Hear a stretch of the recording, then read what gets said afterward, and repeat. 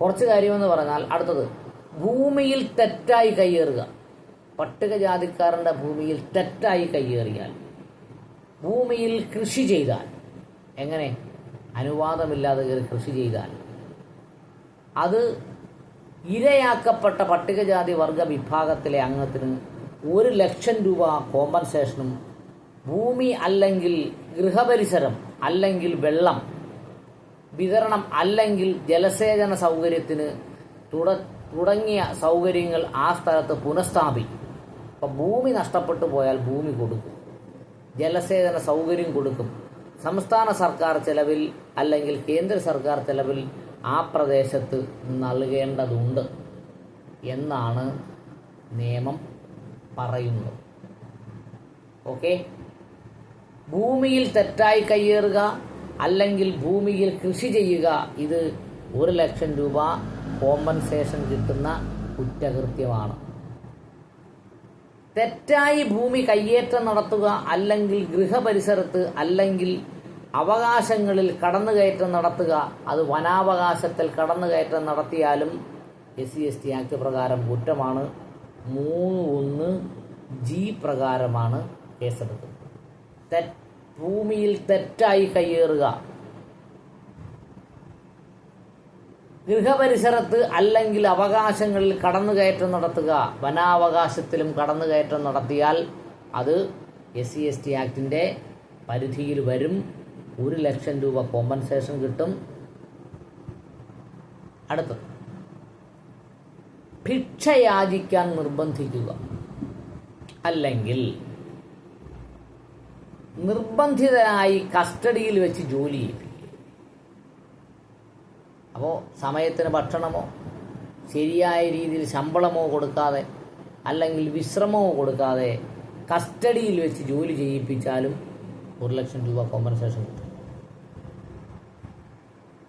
Okay, അടുത്തത് മനുഷ്യൻ്റെ അല്ലെങ്കിൽ മൃഗങ്ങളുടെ ജഡം മറവ് ചെയ്യാൻ നിർബന്ധിക്കുക.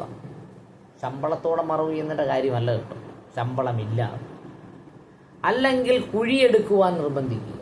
ചില സ്ഥലത്തൊക്കെ എന്തെങ്കിലും മൃഗങ്ങളോ മറ്റോ ചീഞ്ഞ വസ്തുക്കൾ കിടന്നാൽ അത് പട്ടികജാതിക്കാർക്ക് മറവ് ചെയ്തോണമെന്നൊരു ആചാരം ഉള്ളതുപോലെയാണ് പല സംസ്ഥാനങ്ങളിലും പ്രവർത്തികൾ. ഓക്കെ, ഞെക്ക് വിളക്ക് എന്ന് പറഞ്ഞൊരു സിനിമയുണ്ട് കേട്ടോ. ഞെക്ക് വിളക്ക് സിനിമയല്ല, ഒരു ഡോക്യുമെൻ്ററി. അതിൽ ആദ്യം കാണിക്കുന്നത് ഇങ്ങനെയാണ്, എല്ലാവരും കൊട്ടയെടുത്തുകൊണ്ട് ഇങ്ങനെ ഓടും. പഴയ കാലത്തെ കഥയാണ്. ഒരു മൃഗം അവിടെ മരിച്ചു കിടക്കും. മരിച്ചു കിടക്കുന്നതല്ല, ഒരു മൃഗത്തിൻ്റെ നല്ല ഫ്ലഷൊക്കെ ആൾക്കാർ കൊണ്ടുപോകുന്നു, ബാക്കിയൊക്കെ അവിടെ കിടക്കുന്നു.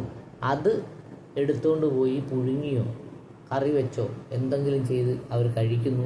ബാക്കിയെല്ലാം അവർ മറവ് ചെയ്യും. അത് ഒരു എഴുതപ്പെടാത്ത നിയമം പോലെയാണ് പല സ്ഥലങ്ങളും നടപ്പാക്കിക്കൊണ്ടിരിക്കുന്നത് ഇന്ത്യയിൽ.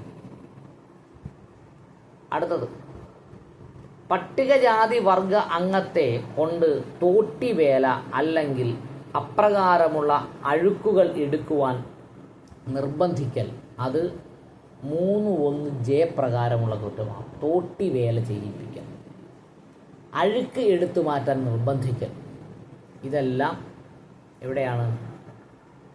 3(1)J പ്രകാരമുള്ള കുറ്റമാണ്. 3(1)ലാണ് കൂടുതൽ ഒഫൻസുകൾ പറഞ്ഞിട്ടുള്ളത്. 3(2) എന്ന് പറയുന്ന ക്ലോസ് വേറെ ഉണ്ട്. അടുത്തത് പട്ടികജാതി വർഗ വിഭാഗത്തിലെ വനിതയെ ദേവദാസിയായി അവതരിപ്പിക്കുക. ദേവദാസി അറിയാമല്ലോ, ദേവദാസി സമ്പ്രദായം. ആ ദേവദാസിയായി അവതരിപ്പിക്കുക അല്ലെങ്കിൽ അവരെ ദേവദാസിയാകാൻ പ്രോത്സാഹിപ്പിക്കുക. ഇത് 2 ഒഫൻസാണ്. 3(1)K പ്രകാരമാണ് അതിനെ കേസെടുക്കുന്നത്. 1,00,000 രൂപയാണ് കോമ്പൻസേഷൻ. അപ്പോൾ ഇനി അടുത്ത ഒഫൻസ് വേറൊരു ഒഫൻസാണ്, എലക്ഷൻ ഒഫൻസാണ്. അത് നമുക്ക് നാളെ നോക്കാം. 22 എന്ന് പറഞ്ഞാൽ 10 മണി 9 മിനിറ്റ് കൊണ്ട് നമ്മൾ ക്ലാസ് തൽക്കാലം നിർത്തുകയാണ്. നാളെ ചൊവ്വാഴ്ചയാണ്, കോടതിയൊക്കെയുള്ള ദിവസമാണ്. എങ്കിലും